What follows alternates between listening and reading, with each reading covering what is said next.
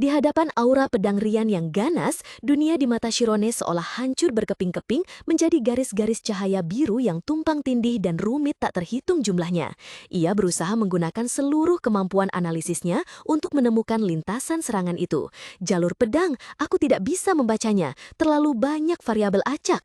Dalam sekejap, Shirone masih terkejut, Rian mengaum penuh amarah, menerjang ke depan seperti binatang buas. Wajahnya berkerut karena mengerahkan seluruh tenaganya. Pedang di tangannya seolah berteriak, merobek udara. Menghadapi serangan yang tak terduga, Shirone mengatupkan giginya, mata birunya bersinar dengan cahaya sihir. Ia mengayunkan pedangnya dalam upaya pertahanan terakhir. Dua aliran energi bertabrakan, menciptakan ledakan yang memekakan telinga. Cahaya putih kebiruan meledak dengan dahsyat, menelan segalanya. Brak! Suara berat bergema di ruang hening setelahnya, menandakan berakhirnya pertarungan. Di bawah langit malam bertabur bintang, seberkas cahaya merobek keheningan. Pedang itu terlempar tinggi, melesat ke bawah dan menancap keras di tanah arena, menciptakan suara bergema yang mengejutkan. Baik Shirone maupun Rian terdiam di tempat, terengah-engah. Dada Shirone naik turun dengan hebat, luka di dadanya meneteskan darah, membasahi sebagian kemejanya. Mata birunya yang jernih terbuka lebar, menunjukkan keterkejutan dan kelelahan yang jelas. Rian pun tak lebih baik, keringat bercucuran di pelipisnya, mata embernya dipenuhi kebingungan yang luar biasa saat menatap pemandangan di depannya. Pikiran Rian berputar, memutar ulang momen krusial barusan. Dia tidak bisa percaya apa yang telah terjadi. Ini mungkinkah pada saat-saat terakhir itu dia mengubah posisi pegangan pedangnya dalam sekejap dan melancarkan pukulan menyentak ke atas? Sebenarnya dia itu apa? Berhadapan dengan Rian, keterkejutan di wajah Shirone pun tak kalah hebat. Dia menatap tangannya yang masih gemetar, lalu kembali menatap Rian. Guncangan dari kemenangan tak terduga datang menghampiri, mengalahkan rasa sakit dari lukanya. Aku tidak menyangka akan benar-benar menang, pikir Shirone. Jantungnya berdegup kencang. Tapi apa yang akan terjadi selanjutnya? Di tengah keheningan arena, udara terasa pekat setelah pertarungan hidup mati. Meski menjadi pemenang, Shirone tak bisa bersantai. Ia berpikir dalam hati, kecemasan merasuki benaknya. Meski ini duel, tapi dia tetap seorang bangsawan.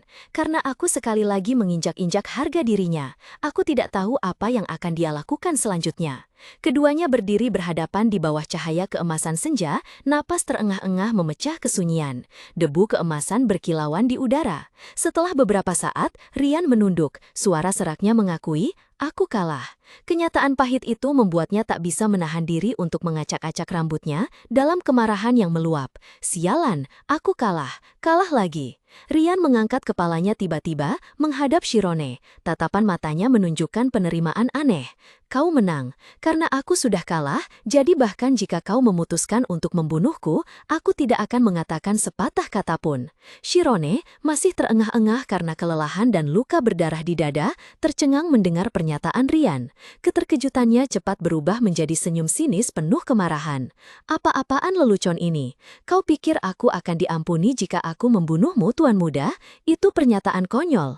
Kaulah satu-satunya yang mempertaruhkan nyawa dalam hal ini. Aku hanya mencoba bertahan hidup. Sejak awal, pertarungan ini sama sekali tidak berarti. Mengapa kau menyalahkanku, padahal kaulah yang bersembunyi karena tidak mau berlatih?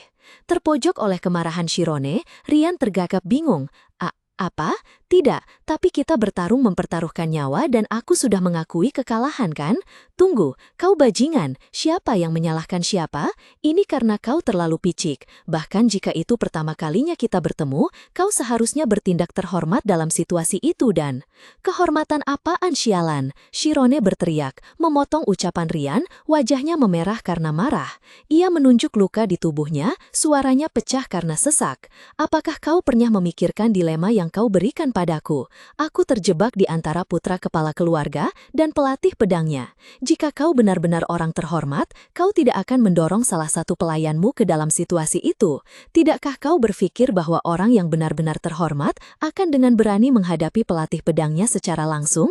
Setiap kata Shirone seperti pisau yang menusuk tepat ke benak Rian.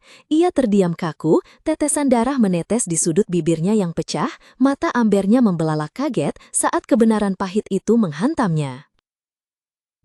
Dalam ingatan Rian, pertarungan tadi adalah pertarungan hidup mati. Ia ingat berteriak penuh semangat, "Dasar pengecut hina, pertaruhkan nyawamu dan lawan aku." Lalu berhadapan dengan Shirone yang sama sekali berbeda. Seseorang dengan mata merah menyala penuh niat membunuh. Suaranya dingin seperti malaikat maut. "Dasar rakyat jelata sialan, setelah aku menghabisimu, tidak akan ada yang menemukanmu." Namun, kenyataan di hadapannya justru sangat bertolak belakang. Rian berdiri di sana, bergumam bingung. Jadi begitu? Begitu pertarungan usai, Shirone jatuh terduduk lemas di tanah berdebu arena. Ia terengah-engah, berteriak panik bercampur lega. "Ah, aku benar-benar berpikir akan mati." Rian berdiri terpaku menatap lawannya, pikiran kusut berputar di benaknya. Apa ini? Setelah pertarungan, bukankah orang-orang biasanya saling memberikan pujian hangat? Dan kemana perginya prajurit dingin yang kuhadapi itu? Gambaran sang pembunuh dewa dalam ingatannya sangat berbeda dengan pemuda yang duduk di tanah, kotor dan terlihat lelah. Shirone menyeka noda darah di sudut bibirnya, bergumam, "Apa-apaan ini? Sungguh." Melihat penampilan Shirone seperti itu, Rian tanpa sadar merenung. "Aku yakin dia adalah seorang jenius, tapi dia tidak mengejekku seperti Rai. Sebaliknya, dia menghadapiku dengan segenap kekuatannya, secara langsung." Setelah beberapa saat hening, Rian bertanya memecah keheningan yang canggung. "Hei, siapa namamu?" Shirone tersentak mendongak, wajahnya masih terpaku setelah pertarungan hidup mati. Ia ragu sejenak, lalu menjawab, "Aryan Shirone." Rian berdiri tegak, dengan lantang menyatakan, "Aku adalah Ogen Rian." Shirone benar-benar terpanah. Dia mengatakan nama lengkapnya. Di tengah keterkejutan Shirone, Rian tiba-tiba mengulurkan tangan. Di bawah cahaya senja yang memudar, wajahnya memancarkan ketulusan yang langka. "Mari kita berteman, bagaimana menurutmu?" Daun-daun mepel merah menyala di akhir musim, melayang lembut di langit biru jernih, lalu dengan perlahan mendarat di halaman perpustakaan keluarga Ogent yang tertutup salju putih. Di dalam, di tengah ruang luas dan hikmat, wakil kepala pelayan temuran berdiri dengan tangan bersilang, tatapan matanya yang dalang di balik kacamata bulatnya, mengarah pada para pekerja yang rajin memindahkan buku-buku. Ia berbicara dengan suara tenang, memberitahukan kemajuan pekerjaan kepada pemuda di hadapannya. "Hingga kini kau telah mengelompokkan 7.028 dari total 10.453 buku." Temuran berdesis pelan, mengamati Shirone sejenak lalu mengangguk memuji. "Kau telah melakukannya dengan sangat baik selama setahun terakhir ini." Menanggapi pujian itu, Shirone hanya tersenyum sopan, rambut emasnya yang berkilau diikat rapi di belakang leher. "Terima kasih Tuan." Sudah genap setahun sejak ia mulai bekerja di Perpustakaan Agung Ogent. Shirone dalam hati berpikir, saat jumlah buku yang perlu dikelompokkan berkurang, pekerjaannya jelas menjadi jauh lebih efisien. Lagi pula, dari 850 buku sejarah yang ia targetkan untuk dibaca, kini hanya tersisa 200 buku. Membaca sekitar 3 buku setiap hari, tak lama lagi ia akan menyelesaikan landasan pengetahuan yang selalu ia impikan. Namun, itu belum semuanya. Shirone tiba-tiba teringat akan pertarungan pedang saat-saat menghadapi ketakutan ekstrim yang membantunya memahami esensinya. Berkat itu, ia merasa wilayah rohnya menjadi lebih ulet dan kokoh. Ia menggenggam erat buku di tangannya, matanya memancarkan keteguhan. "Aku benar-benar mengira aku akan mati saat itu. Tapi meski awalannya lambat, selama aku tidak menyerah, pada akhirnya aku pasti akan mencapai tujuanku." Namun, yang lebih penting dari semua pencapaian itu adalah memiliki seorang teman baik. Rian duduk di antara rak-rak buku yang menjulang tinggi, dengan terkejut berseru, "Wah, banyak sekali bukunya. Aku bertanya-tanya apakah keluargaku sudah membaca semuanya?" Dari atas tangga yang tinggi, Shirone sambil menaruh buku kerak menjawab, "Tentu saja, tuan rumah dan tuan muda kedua sering datang ke perpustakaan." Rian mendongak mengerucutkan bibir dengan nakal, "Cih, pintar itu menyenangkan sekali ya." Shirone tersenyum dalam hati. Semakin lama ia berinteraksi, ia semakin menyadari bahwa Rian, meskipun bertubuh besar, sangat sentimental dan memiliki sisi-sisi yang menggemaskan. Ia menyilangkan kaki, membolak-balik buku dengan santai, menggumam, "Banyak sekali buku buku yang harus dibaca, benar-benar penampilan seorang anak bungsu. Namun, tindakan Rian itu membuat Shirone terkejut. Ia buru-buru turun, wajahnya pucat karena khawatir, suaranya panik, "Jangan merusaknya, aku bisa mati karenanya." Terkejut oleh teriakan Shirone, Rian berseru "Hi", lalu tertawa terbahak-bahak. Ia mengacungkan jempolnya dengan penuh percaya diri, mengedipkan mata seraya berkata, "Hahaha, jangan khawatir, bagaimana bisa, sebuah buku lebih penting dari nyawa manusia. Bahkan jika kau membakar habis perpustakaan ini, aku akan tetap melindungimu, jadi jangan khawatir." Shirone mengusap pelipisnya yang nyeri. Dia bergumam pada dirinya sendiri.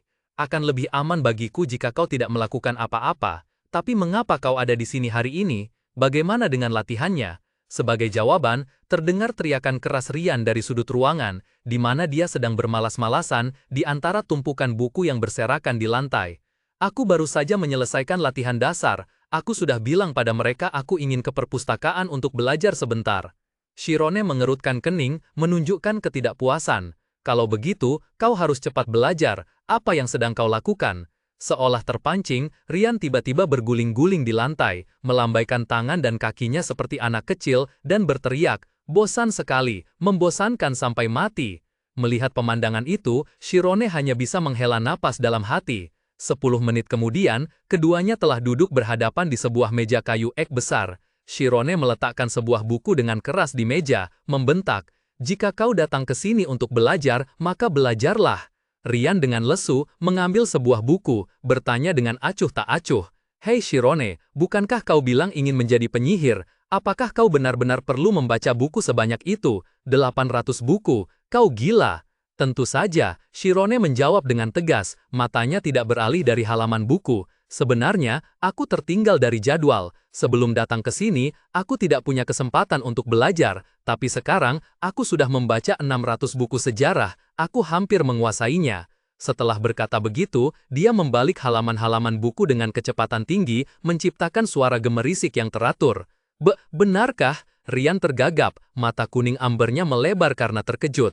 "Setiap kali melihat pemandangan ini, aku selalu terheran-heran," gumamnya dalam hati, tidak bisa melepaskan pandangannya dari tangan Shirone yang meluncur seperti terbang di atas halaman buku. Bagaimana dia bisa membaca secepat itu? Kalau begini terus, dia pasti akan tersedot ke dalam buku. Dia seusiaku, tapi jauh lebih dewasa. Merasa sedikit malu, Rian berdeham. Dia menatap bukunya, berusaha fokus. "Oh, buku ini cukup menarik." Dia mulai membaca kata pengantar. Kata pengantar, "Saya yakin Anda pernah bertanya pertanyaan ini setidaknya sekali seumur hidup. Jika seorang pendekar pedang dan penyihir bertarung, siapa yang akan menjadi pemenangnya?" Mendengar pertanyaan itu, tangan Shirone yang sedang membalik buku tiba-tiba berhenti. Shirone sepenuhnya tenggelam dalam dunia di setiap halaman buku. Pikirannya melayang ke puncak-puncak Artusna yang megah setinggi 6.000 meter di atas permukaan laut, tertutup salju putih yang berkilauan di bawah sinar matahari. Tiba-tiba, keheningan pecah oleh suara yang jemu. "Buku macam apa ini? Membosankan sekali." Shirone terkesiap dari lamunannya. Ia buru-buru menutup buku dengan suara cekrek pelan. Berbalik melihat Rian yang bersandar di kursi dengan ekspresi bosan, ia protes, "Apa-apaan? Aku sedang asyik membaca." Rian segera mencondongkan tubuh ke depan, wajahnya yang kurang ajar menunjukkan ejekan. "Asyik apanya? Tidak ada satupun gambar, tidak ada apa-apa tentang ilmu pedang." Ekspresi Shirone mengeras karena kesal. Ia menunjuk buku yang terbuka, suaranya penuh tantangan. "Kau bicara begitu padahal belum membaca satu halaman pun. Lalu, menurut penulis, siapa yang akan menang?" Rian mencibir, pendekar pedang dan penyihir. Apakah kedua orang itu gila sampai bertarung seperti itu? Tepat saat itu, sebuah suara berat dan berwibawa tiba-tiba terdengar dari belakang, memotong perdebatan kedua anak laki-laki itu. Jelas, pendekar pedang yang menang. Shirone dan Rian sama-sama tertegun, serentak menoleh. Rai Ogen sudah berdiri di sana entah sejak kapan. Tatapan matanya yang tajam menatap lurus ke arah mereka, membawa aura yang membuat orang lain terdiam. Shirone membungkuk hormat ketika Rian Ogen tiba-tiba masuk. Wajahnya berkerut penuh rasa kesal. "Selamat datang Tuan Muda," kata Shirone dengan sopan. Rian membentak kesal, mengarahkan pandangannya ke arah kakaknya yang berdiri di dekatnya. "Ada apa ini? Bagaimana kau bisa tahu tentang itu, kakak?" Perasaan tidak nyaman merayapi hati Shirone, jantungnya tiba-tiba mencelos.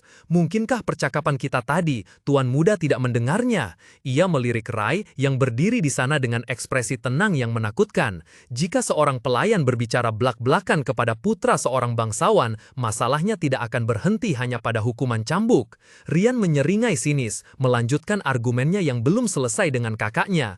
Hahaha, dan bagaimana kau begitu yakin? Kau tidak membela pendekar pedang hanya karena kau juga seorang pendekar pedang, kan? Rai menjawab dengan nada acuh tak acuh, matanya yang tajam tanpa sedikit pun riak. Bagaimana aku yakin? Aku tidak menyangka kau akan membawa masalah ini sejauh itu. Cukup lihat posisi pendekar pedang dan penyihir di seluruh benua, itu sudah jelas. Rian menggerutu, mendekat, kesombongan terlihat jelas di wajahnya. Kita bicara tentang pertarungan, apa pentingnya posisi? Kau memilih lawan di medan perang berdasarkan pangkat militer, kau tidak bermaksud mengucapkan omong kosong itu, kan? Namun, Rai sama sekali mengabaikan kemarahan adiknya. Ia menoleh ke Shirone yang berdiri diam sejak tadi. Hei, kau di sana. Mata Rai tertuju pada Shirone, mengajukan pertanyaan langsung. Bagaimana menurutmu? Hah? Shirone benar-benar terkejut, pikirannya kalut. Apa maksud Tuan Muda? Biasanya sudah sulit ditebak, tetapi sekarang ada sesuatu di hati saya, jadi semakin sulit untuk membacanya. Saya harus memberikan jawaban yang tepat. Berusaha menenangkan diri, Shirone menjawab dengan hati-hati. Jika pendekar pedang dan penyihir memiliki level yang sama, saya pikir akan sangat sulit bagi pendekar pedang untuk menang sejak penyihir memasuki wilayah roh mereka. Tetapi jika pendekar pedang menggunakan kecepatan ledakan mereka untuk menyerang sebelum mereka dapat merapal, maka...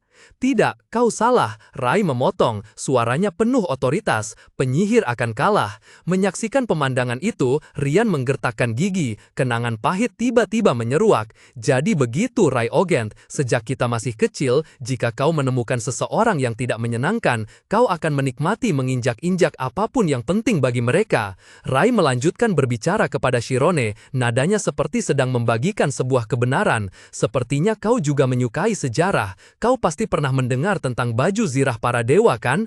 Artefak yang mengganggu wilayah roh penyihir. Aku sedang berbicara tentang ketahanan sihir.